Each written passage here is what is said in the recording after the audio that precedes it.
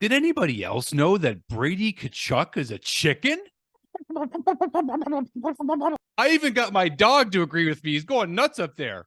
Sherman is howling in approval. Yep, Brady, he's a chicken. I mean, given the fact that Brady wouldn't drop his gloves with Arber, I mean, like, was it really a big deal that Arber didn't take his gloves off? He just kind of normally I don't like it when a player doesn't drop his gloves and starts throwing punches. I think it's kind of dirty, but in this case, it's Brady Tkachuk, and don't really feel that bad about it. The whole reason this thing started with Brady Tkachuk and Arber Xhekaj was because of the hit that Brady Tkachuk laid, which was not fully from behind, but maybe a little bit. It wasn't dirty, but it was a hard enough hit that it got Arber's attention. End of the second period, Arber and Brady start mixing it up, and like I said, Arber gets a couple of jabs in, and by the end of the scrum, the scuffle, they're both just laughing. And in the end, yes, Brady Tkachuk scores the winning goal, does the belt celly because he's like, the Habs are going to get Connor Bedard. Yeah.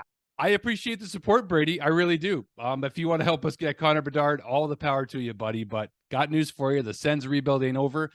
This little rivalry between Xhekaj and Tkachuk ain't over. It's going to continue when the Habs play the Sens next. And eventually, these guys are going to drop the gloves. You know, going into the 2018 NHL entry draft, I actually thought about what it would be like to draft Brady Tkachuk, and the fact that it was even a possibility at third overall. In the bottom of my stomach, honestly, I actually got excited. Then we went ahead and took Jesperi Kotkaniemi, and then we traded him. But don't worry, guys, we got Christian Dvorak. It's going to be okay. This game was actually pretty entertaining overall, and you know what?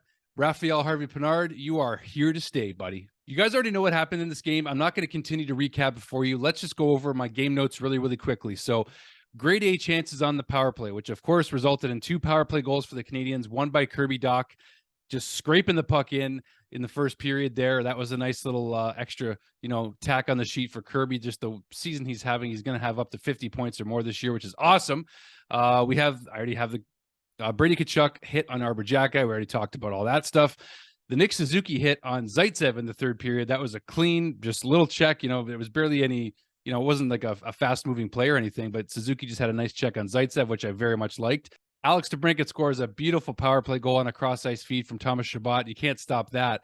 I mean, the funny thing is that Cole Caulfield and Alex DeBrincat are actually buddies. They're about the same size, and obviously Cole has modeled his game after DeBrincat. We get into the third period, and Harvey-Pinard decides to turn to some other creation of the Rocket. The second Harvey-Pinard goal, which tied this game, was on a brilliant pass from Nick Suzuki, where he just threads the needle through like 3 Senators players. Harvey-Pinard had a nose for the net the entire night. He played a fantastic game, several shots on net, a decent amount of ice time for sure, and just the way that he finished with 2 goals, keeping the Canadiens in this game right until the very end, just the poise that he's showing, the positioning. He got moved up in the lineup to play with Josh Anderson and Nick Suzuki, I believe it was, and just good for Raf. At this particular moment, yes, the Habs are going on their break here, but there's no reason to send Harvey-Pinard back down, of course.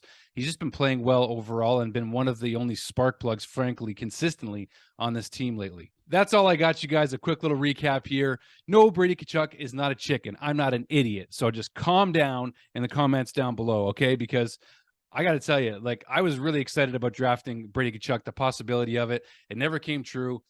Look what he's become. Now, you can say that the way he acted as captain of the Ottawa Senators, by the way, is maybe one of the reasons they didn't choose to select him, because look at the way he celebrated in a basically meaningless game. Not meaningless for Ottawa. They need the points to try to catch a wild card spot. But would you want your captain acting that way? I don't think so. Not on the Montreal Canadiens. And you certainly wouldn't see that on Nick Suzuki, who is captain of the Montreal Canadiens now. So some things are just meant to be, and that's the way she goes. So thanks for watching, guys. We'll see you on the next one. Cheers.